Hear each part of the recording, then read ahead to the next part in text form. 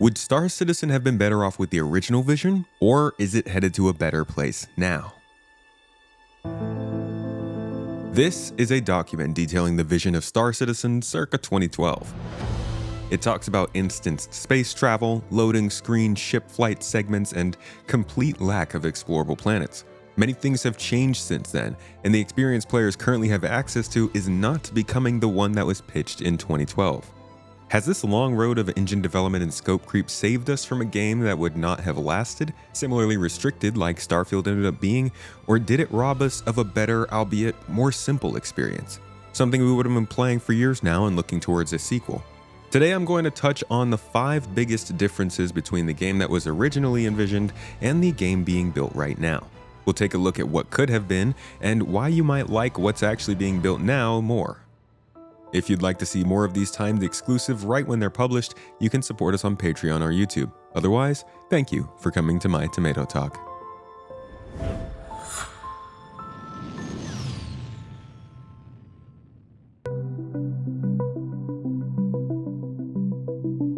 The first major difference in what we're seeing built and what was originally pitched is this word, this very contentious word. Instancing is a very common technology used in MMOs that allows for more controlled environments outside of the general sandbox. Back in 2012, when this was all pitched, that sandbox didn't really exist. Instead, it was a series of instances that would determine encounters with pirates, fleets of ships, cargo haulers in distress, and other possible points of interest. This latter part is still true. We know that probability volumes will create the chance to encounter haulers, security, pirates, or any combination of them around points of interest based on the local conditions. But when you take off to fly to another location, say flying from Pyro to ArcCorp, right now the trip is completely seamless. You jump from location to location, stopping off whenever and wherever you like until you reach your destination. While you are being passed between servers, this isn't really a noticeable experience and is quite different from before. Back then, Chris Roberts, the creator of Star Citizen, claimed that the magic of its multiplayer design was how the persistent universe would be combined with a more traditional, temporary, multiplayer battle instance. This would allow a persistent universe layer to matchmake you into instances based on your PvP preferences, your friends list, and what pirates are active where. This is meant to give players a more solo and controllable experience, something that we'll talk about a little bit later. Basically, when you flew from Pyro to ArcCorp, you would be placed into a universe instance that ran through the possibility of these encounters. If you passed with none, you'd spawn inside of an orbital instance over ArcCorp. In this location, you'd be able to fly around looking at ArcCorp in the distance and possibly visiting a space station. If all existing orbital instances are full, a new one would then be created and filled with separate players based on rules again, like friends list, usual players, and danger levels. While this is similar to the planned dynamic server meshing of today, these instances would have resulted in players being split up as they arrive to locations, even in space. There's no knowing what size these instances could have been, but they certainly wouldn't have been able to handle the amount of players that Star Citizen is currently aiming for with dynamic server meshing, which should theoretically allow for dozens if not hundreds of people to all be around a planet in the same shard. This instance design would also allow players to pursue a more insular, solo-type game experience where they'd determine less players to be in any instances that they happened upon. It would also allow players to Agent Smith their way into NPCs and their friends' instances so that you could easily pick up and quickly play some multiplayer without being able to teleport your character all the way across the galaxy. Both of these things are no longer planned. That more closed-off design would have led to the general understanding of locations differing between players quite a bit, a small but noticeable consequence of the fact that every person would see a different orbit of ArcCorp based on their preferences, their PvP rules, their friends list, their danger levels. We wouldn't really have as universal understanding of what every place signifies in terms of danger or design. And agent smithing hasn't been mentioned in years. All of these ideas generally started shifting as server meshing began popping up as a topic around 2016 or so, right as planets became a reality in-game. But anyways, after arriving in orbit, you would signal to the game that you wanted to descend down to the planet of ArcCorp. Tower, this is commercial vessel Calypso requesting EDL assistance. Instead of flying down like we do in the game now, a cutscene would play as the game figures out a city instance for you to load into based again on your friends list and your preferences.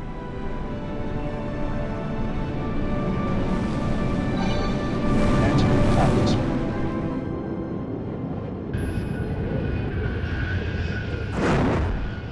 As these city instances filled, just like with the orbital instances, others would be created that more players could join in on.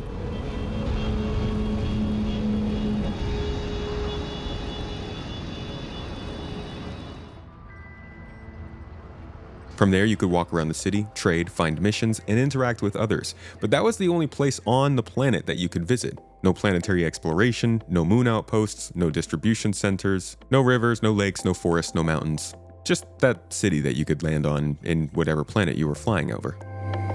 It was a much more space-focused approach back then, based around the universe instance and what risks you came across while traveling through it. But large-scale events like the Daymar Rally, seamless travel around the universe, and relatively connected game space would not have been the case in an earlier Star Citizen. Now, instances are still used in Star Citizen. We'll see them in things like dungeons, or our own hangars and habs, and other places that may need more privacy, but each shard is completely seamless now in between those instances, whereas it originally was to be a series of instances from each location across the whole game. At the time of writing and releasing, currently shards are limited to about 500 to 600 people, but this is already likely much more than we would have seen, and even though the original idea still would have been connected in the back end altogether, the physical disconnect of the world, the differences between player experiences in certain locations, and the smaller amount of people able to see each other physically present, I think would have definitely changed the way the game feels now. And while there was also mention of private servers back then, there's no knowing what that means now. What I think is most likely is we see Arena Commander expanded to allow for all types of gameplay and closed off portions of different parts of the persistent universe: mining, salvage, combat, and somehow hauling. These servers would allow for private play that simulates the real game but doesn't affect the economy in any way. But who knows how they'll choose to go about it now.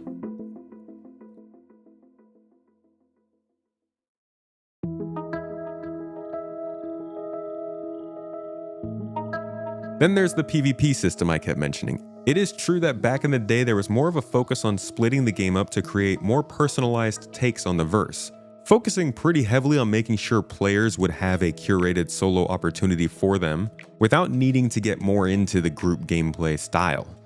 For this reason, PvP was described as being largely optional. You'd be in danger at most times, but you'd be virtually untouched by that part of the game if you wanted it that way.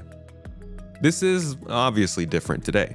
While the current game is still a mess in terms of keeping players safe, we are looking at how the design of the game has changed. In this instance, PvP is no longer locked behind which instance you are in. Now it is viewed much more organically, meant to be geographically directed rather than artificially. So general areas like population centers around Orison, New Babbage, Area 18 or Lorville would be places of common safety from both players and NPCs. These would carry heavy fines and penalties for crime, completely OP defenses, which we're already starting to see at outposts, and a heavy population of people that are just looking to collect bounties if they show up. These are your safe areas, and while not 100% safe, because there is the option of using violence, using a tractor beam, or something else, those heavy consequences and risks, combined with the idea that if you die in one of these locations, you immediately respawn with no consequences, should mean we have virtually safe zones. But there is always still the option. Venturing out to areas like Grimhex or much of the Pyro system would leave you in a completely open environment where you still need to answer to the local NPC factions, but things will be played much more loosely. While this is crucial to the open connected universe and economy, there's no doubt this makes players in the game more open to conflict. But it's not just on the PvP side of things. In general, this creates a game where players will need to be more wary of where they go and what they bring there in order to play the game how they want. And on the flip side, this creates a system in which lawless players can more easily coordinate and attack non-player characters and ships as well. This also allows for interplayer functionality that's not combat focused. Tractor beaming, salvaging, and repairing other players all count as a PvP activity and may have to be limited in non-PvP spaces, creating a dilemma of how to allow for more complex gameplay while restricting it at times. No matter how they move forward, this will prove a challenge. And I have a video about how they are trying to solve the problem you can see here, but ultimately we'll have to see how the new model is going. It's clearly one of the bigger changes from the original pitch.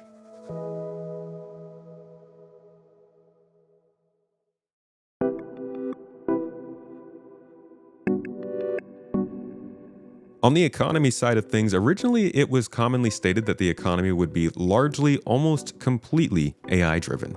This was for two main reasons. One was that players could affect the economy, but not easily crash it or overheat it in any one area without it self-correcting over time.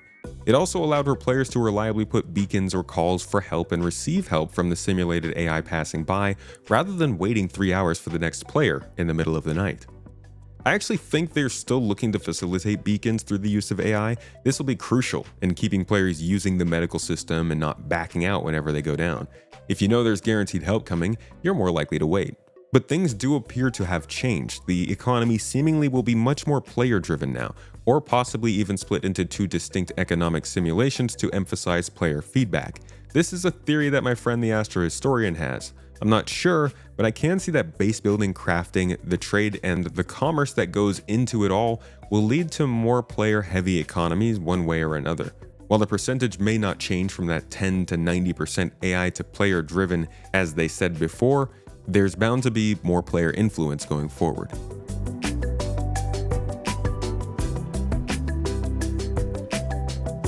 As I said, base building and crafting are going to be big catalysts of the economy. Yeah, this wasn't even part of the original pitch. Actually, hold on, scratch that.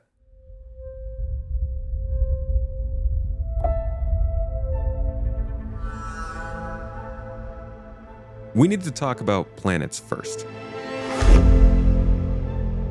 Star Citizen's planets were going to be backdrops originally. As I said before, you would select a location on the planet to land, watch a little video, and then walk around in that location. It was almost exactly how Star Wars Outlaws works now, and reminiscent of Starfield as well. It's likely how Outer Worlds 2 will also function, and I think it's probably the best method for a casual game trying to simulate space travel. But they just had to go and add planets. Announced to be part of the game in 2014, I believe. They obviously added a lot to the scope creep of Star Citizen, but they did so surprisingly early in the project. Now, rather than just a city or two to land at, you can transition from space to ground completely in control of whatever's going on. You can drive across moons, explore caves, pick up at distribution centers, mine for minerals on the surface, salvage shipwrecks, loot outposts, or just explore the countryside. Things like flora and fauna, weather systems, jungles, grasslands, swamps, canyons, and really anything else you find across these planets would have probably existed in some way after the initial release of the game, but at least at first, there was not really much planned for explorable planetary terrain on a large scale, and it likely would have always been instance. It also obviously would not have allowed for base building and crafting. So we can get back to that now. The combined planet tech and crafting and the various mechanics needed to support them are a pretty large part of the overall scope creep that Star Citizen has seen over the years. Outposts, the factions that control them, the systems needed for them to work like power and resource networks, landing zones, their non-instanced nature, and the work that goes into making them functional. Even things like making sure all the gameplay that works in 0G also works on different levels of gravity. All of these things came because of planets and wouldn't have taken up resources to deliver from the original pitch. Similarly, base building and crafting were not part of the plan, as there was nowhere to base build. They first popped up being talked about back in 2017. If you're noticing the trend that most of Star Citizen's scope creep happened from around 2014 to 2018, you're not imagining things, they got a little wild there. But with planets, these options of base building and crafting offer huge potential for progression and growth as you play Star Citizen. While neither is a necessity to play, they have both become central to the core of the game, particularly the sandbox side of things, allowing for explorers, miners, salvagers, and refiners to get involved in the process of locating, extracting, and then using resources to make actual items being used and flown by other players in the game. For a lot of players, this is a big callback to Star Wars Galaxies and one of the best parts of Star Citizen, but it isn't part of the original pitch. It all means that the gameplay is going to scale up as players are able to pool their resources together to benefit from more than just ships. Things like mining, refining, and cargo transportation between hubs would blossom because of this, and many of the things we've talked about here, to the more player-driven economy, to the server-meshed environment, and the player-focused game overall, all make this crafting system more central to Star Citizen and the vision that it's going for. Whether this was worth the work and time it has taken to get to this point, let alone complete, is up for debate. Wait, now it just sounds like I'm talking about the whole game. But like I've been saying, these are really about the whole game. These are pretty substantial parts of the game that have changed over the years, for better and for worse. Many players did want this kind of expansion and voted for it very early on, and still support the company in creating something that nobody else will. But many just wanted, and still want, a good space game.